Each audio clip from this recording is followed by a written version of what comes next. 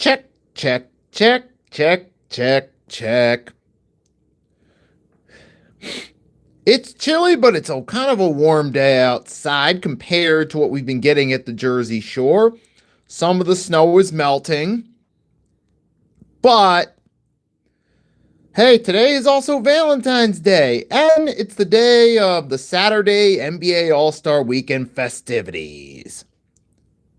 The skills challenge, three-point shootout, slam dunk contest, that type of fun. Well, went live a few days ago, talked about the event, what I thought of the participants, three-point shootout with Dame being involved, all that. We're not going to talk about that here because something happened yesterday we knew it was coming, but the fact it happened yesterday was a bit of a surprise. And that I'm referring to the retirement of the man in the thumbnail. So if you clicked on this, you know who I'm talking about.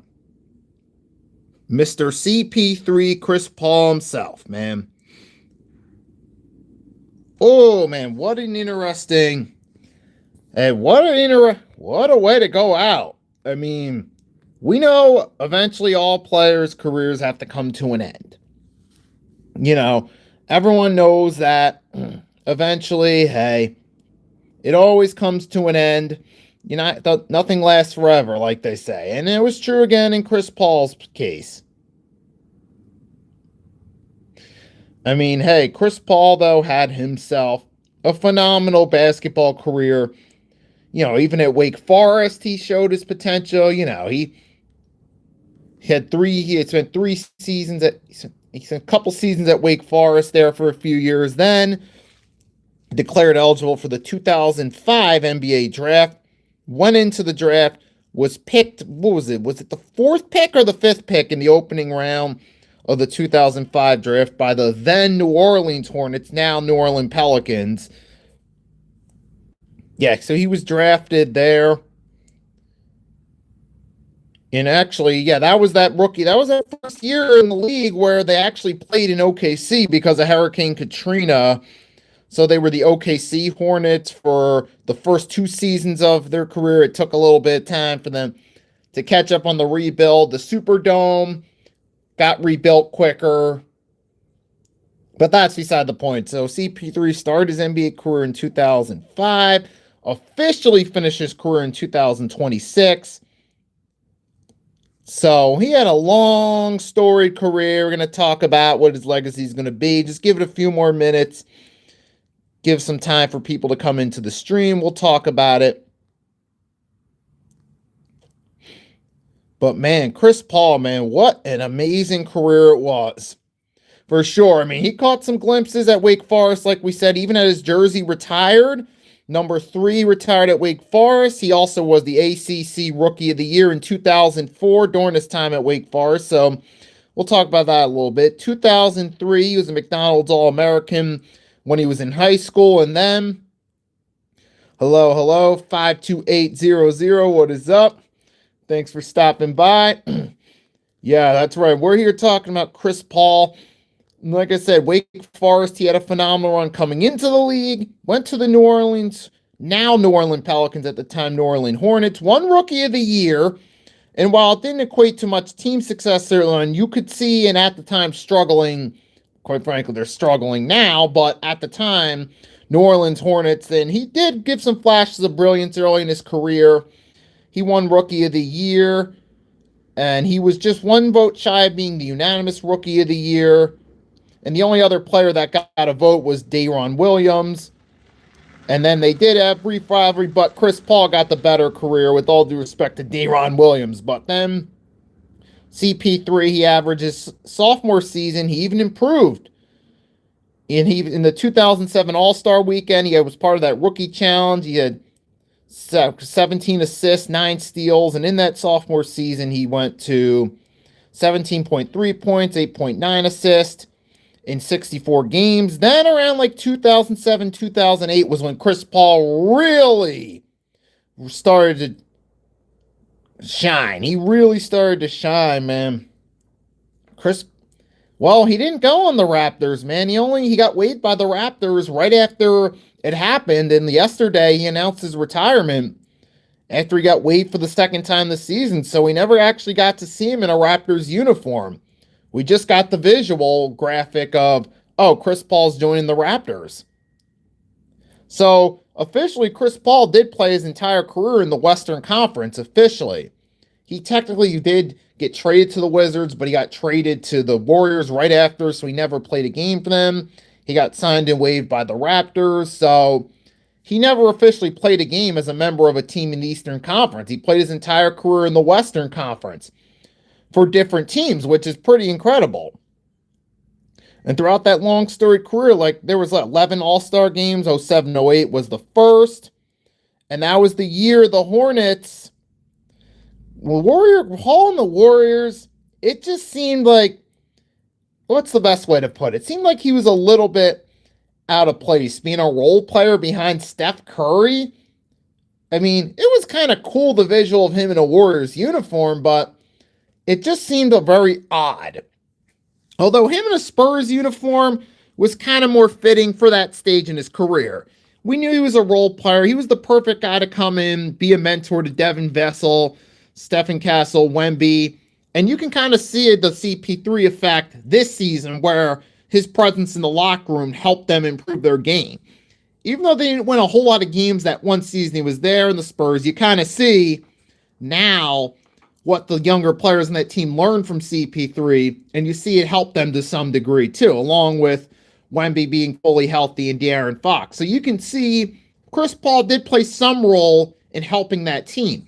Even the Thunder, even though he was only there one season, him, SGA, his teammate, you can kind of see how Chris Paul somewhat helped up a little bit too. So even in the later stages of his career, he could still, to some extent, be a valuable mentor to some of these players. I'm sure definitely guys like SGA, Wemby, Vassell, and Stephen Castle, from the Spurs, those guys probably definitely picked up pieces. They picked up on knowledge from Chris Paul, and they're utilizing it now in their careers. So he was still valuable as far as being a mentor goes, even in the later stages of his career. Yeah, and he earned that respect from his early career, that run on the New Orleans Hornets, now New Orleans Pelicans, where he was the face of the team. He led them to the playoffs a couple times in the late 2000s, early 2010s. They even had in 2008, they shocked the world, defeating the Dallas Mavericks in 5 games. And then they ultimately fell short to the San Antonio Spurs, and then the Spurs and Lakers. But then Chris Paul came back. The 08-09 season, they made it back, but the Denver Nuggets with Carmelo, Chauncey Billups got him in the first round. And then in 2009, 2010, the Hornets missed the playoffs with CP3 missing time due to injury. He had a cartilage tear in his left knee, was sidelined, but throughout that run with the Hornets, every time he was healthy, man, he was really... He always got into the playoffs. I mean, they couldn't get over the hump come playoff time, but CP3 got him there at least 4 times during his tenure. Then, of course, right around the holiday season in 2011, originally Chris Paul was going to be traded to the Lakers, but we know that trade got vetoed. But then he was traded to the Clippers. And then we saw Chris Paul go to a team in the Clippers who for years had been the laughingstock of the NBA. And what happened? You had a young Blake Griffin who showed some promise, but wasn't going to be enough to carry the Clippers alone. Chris Paul comes in, being one of the top players, probably the best point guard in the league at the time in the early 2010s. And what does he do? He carries that Clippers team to the playoffs and makes them relevant in the Western Conference for the first time in their franchise's history.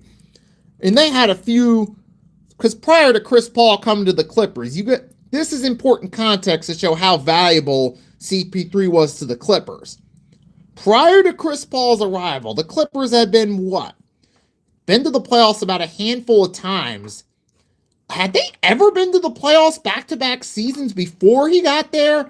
Because I know they had that 06 season, they got there. They upset the Nuggets in the opening round. Then they got bounced in the second. They went back to being irrelevant. I think they had a season in the early 90s. They got to the playoffs with Danny Manning, got bounced, and then became irrelevant again. So the Clippers had their stretches few and far between where they made the playoffs, but they were usually one-offs and they'd go back to being a dumpster fire afterward. And then finally Chris Paul came in, and all of a sudden the Clippers became relevant. For the first time in NBA history, the Los Angeles Clippers were relevant. Now, they were never the draw that the Lakers were, but guess what? Chris Paul, Blake Griffin, DeAndre Jordan, that Lob City highlight reel, exciting trio, brought the Clippers to the playoffs numerous times during that tenure. And guess what? For once, the Clippers were relevant. It was incredible. You had, as soon as he came in, what happens early on? You start seeing the team immediately step up. And Chris Paul became the first Clipper named All-NBA First Team as a member of their roster in franchise history. Or actually, wait, hold on. No, it was since the 80s. I'm sorry, I stand corrected. But Chris Paul became the first true, real superstar in Clippers franchise history. And then they got to the playoffs.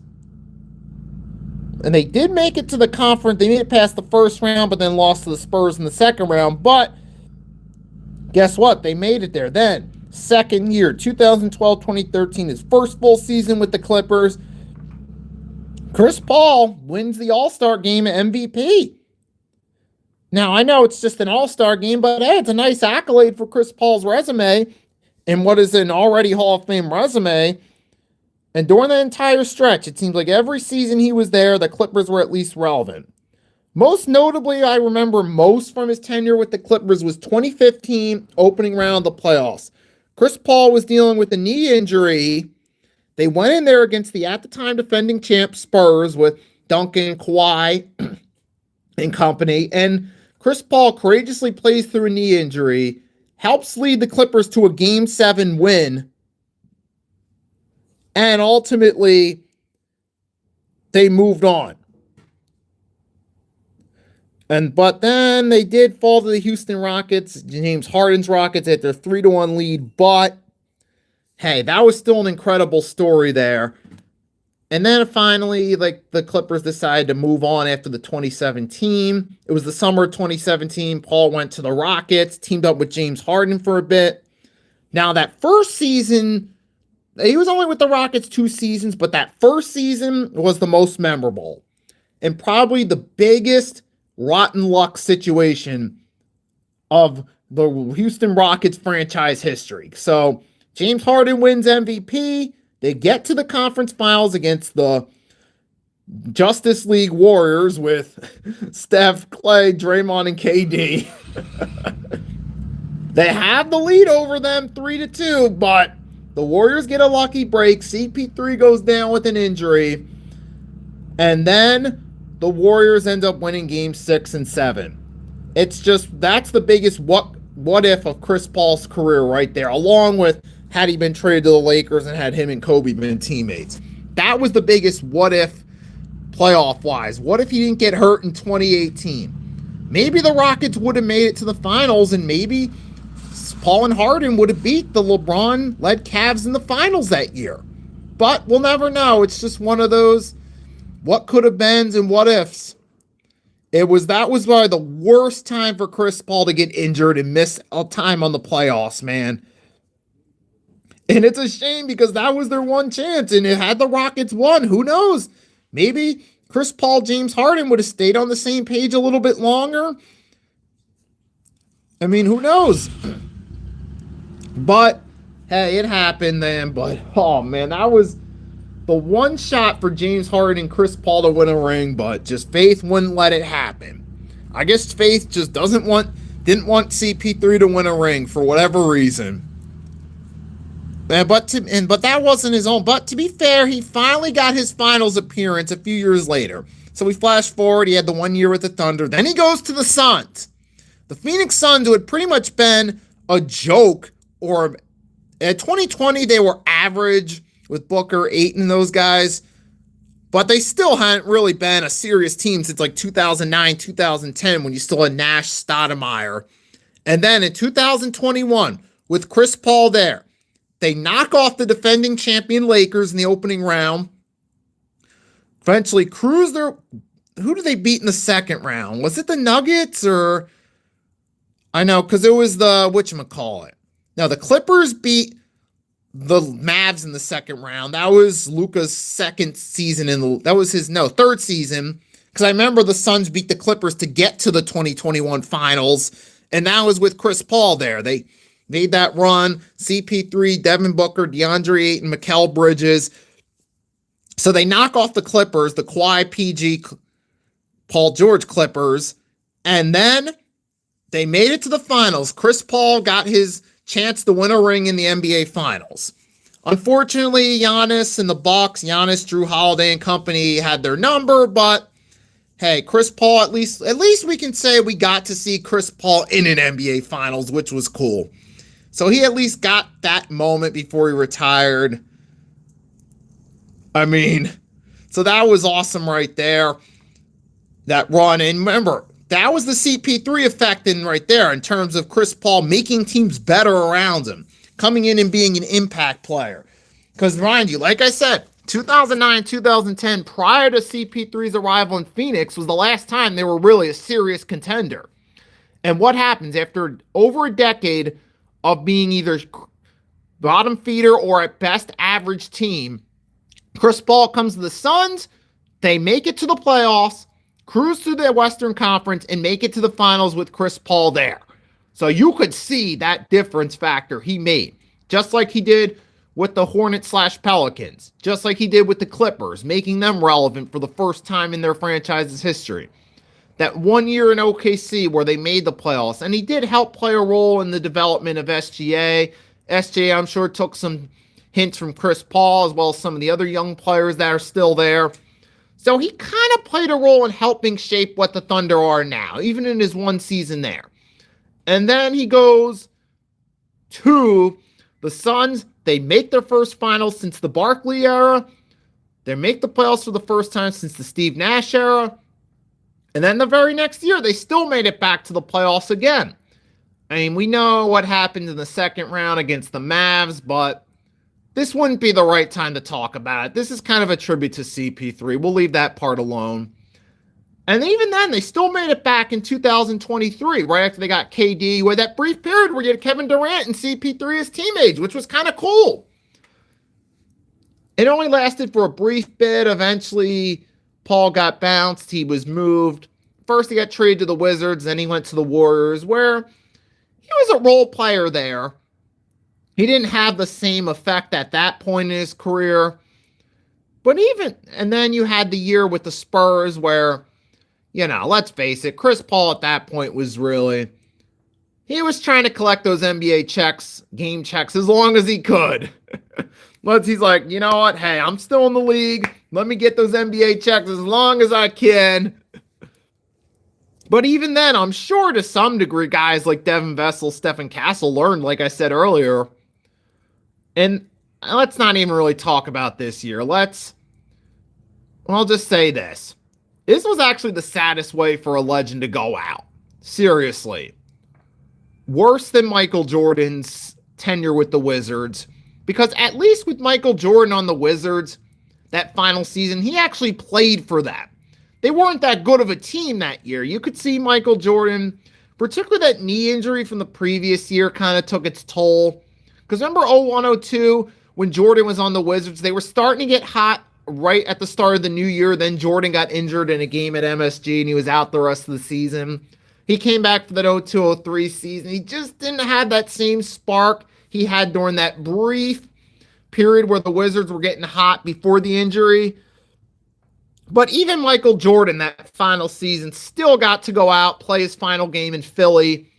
He got a little cool moment. The fans chanted, "We want Mike." He went in. The Sixers intentionally fouled him. He got to go to the free throw line, shoot a couple shots. They called a timeout, let Jordan walk off and wave to the crowd.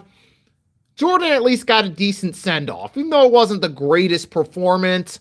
Paul Pierce in that last game at Boston as a member of the Clippers got a solid send-off where they called a timeout. He waved to the crowd while the rest of the team stayed on the court. But in Chris Paul's case, he should have just called it quits after last season with the Spurs. I understand he tried to give the one more go. He announced it ahead of time, tried to go to the Clippers, tried to get that little farewell in Los Angeles. go out on his own, try to sell a few tickets for his farewell tour, kind of like the NBA player equivalent to a band's retirement tour.